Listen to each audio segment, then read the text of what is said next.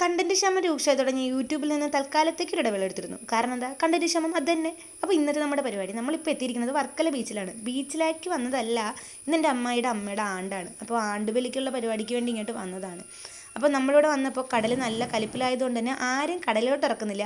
ഇറങ്ങിയ വിവരം അറിയും. അതുകൊണ്ട് തന്നെ എല്ലാവരെയും കയറ് കെട്ടി വേർതിരിച്ചിങ്ങനെ കരയിൽ തന്നെ നിർത്തിയിരിക്കുകയാണ്. ബലിയിടുന്നവർക്ക് മാത്രം ജസ്റ്റ് ഒന്ന് ഇറങ്ങിയിട്ട് വരാം, അതിനുള്ള സൗകര്യം മാത്രമേ ഉള്ളൂ.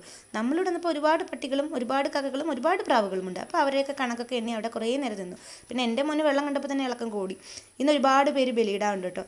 സത്യം പറഞ്ഞാൽ ഇത്ര ആൾക്കാരെ കാണുമ്പോൾ സങ്കടമുണ്ട്. ആരെങ്കിലുമൊക്കെ നഷ്ടപ്പെട്ടിട്ടല്ലേ അവർ ഇങ്ങനെ വന്നിട്ട് ബലിയിട്ടിട്ട് പോകുന്നത്. എന്തോ വല്ലാത്തൊരു വിഷമം. ഇതിൽ ഏറ്റവും കൂടുതൽ എനിക്ക് വിഷമം തോന്നിയത് ഒരു 3 വയസ്സുള്ള ഒരു ചെറിയ കുട്ടി, 3 4 അല്ലെങ്കിൽ 2, അതിലൊന്നും കൂടുതലില്ല കുറയില്ല. അവൻ ആരോ നഷ്ടപ്പെട്ടിട്ടുണ്ട്. അതാരാന്ന് എനിക്കറിയില്ല. പക്ഷേ കാണുമ്പോൾ ഭയങ്കര ഒരു സങ്കടം തന്നൊരു കാഴ്ചയായിരുന്നു അത്. പിന്നെ അത് കഴിഞ്ഞ് കുറേ നേരം കടൽ നോക്കി ഇങ്ങനെ നിന്നു. ഈ തിരമാലകൾ കാണുമ്പോൾ എന്തൊക്കെയോ ഓർമ്മകൾ ഇങ്ങനെ